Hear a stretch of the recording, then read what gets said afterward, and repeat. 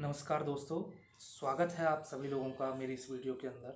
क्या आपके घर पर भी आपके वीएलओ के द्वारा आपको भारत निर्वाचन आयोग का एक फॉर्म भरने के लिए दिया गया है और आप उसे सही प्रकार से भर नहीं पा रहे हैं? मतलब आपको नहीं समझ आ रहा है कि किस कॉलम के अंदर आपको क्या डिटेल भरनी है।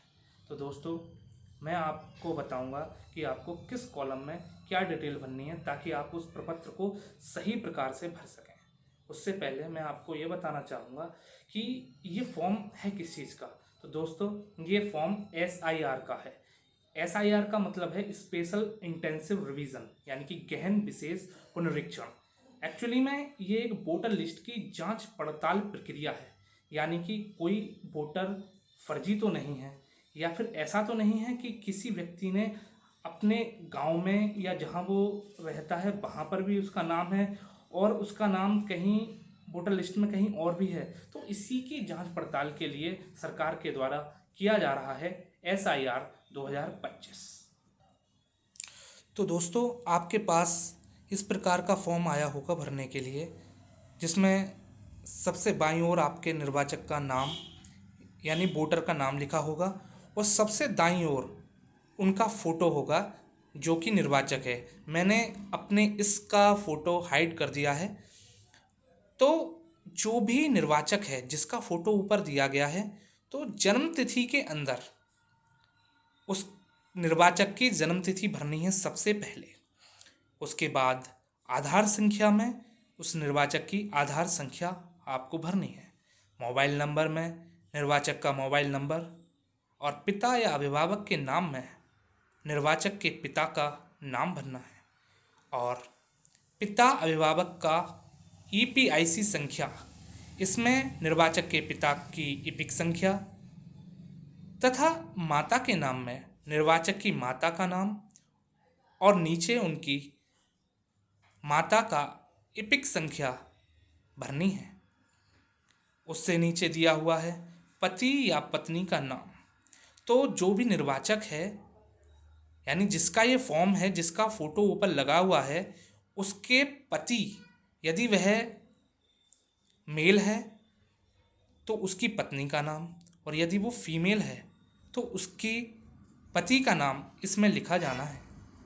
और उसके नीचे जिसका नाम आपने ऊपर लिखा है उन्हीं की इपिक संख्या यहाँ पर भरनी है।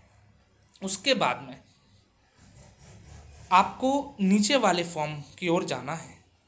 इसमें लिखा हुआ है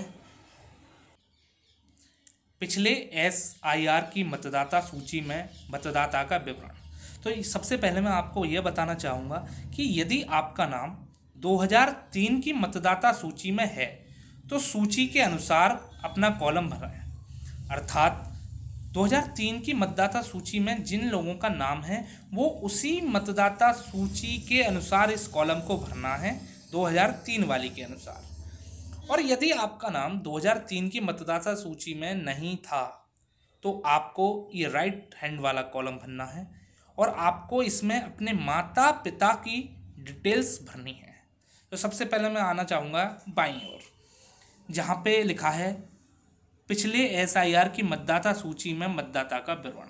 तो यहाँ आप अपना नाम लिखें, निर्वाचक के नाम में आप अपनी ईपिक संख्या लिखें और उसके बाद में आपको संबंधी का नाम, और संबंध में आपको नहीं लिखना है कुछ भी, और आप अपने ज़िले का नाम, राज्य का नाम और 2003 की वोटर लिस्ट के अनुसार आप अपने विधानसभा निर्वाचन क्षेत्र की संख्या, भाग संख्या तथा क्रम संख्या को भरें।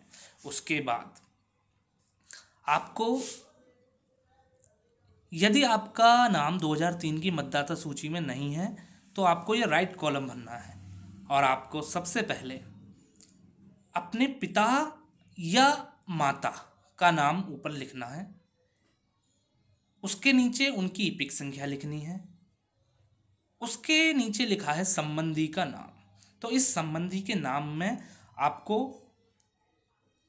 अपने पिता के पिता, यानी जो भी आपने फर्स्ट में नाम में जो अपने पिता का नाम डाला था उनके भी पिता का नाम, और यदि आपने माता का नाम डाला था तो उनके पिता का नाम आपको उसमें भरना है।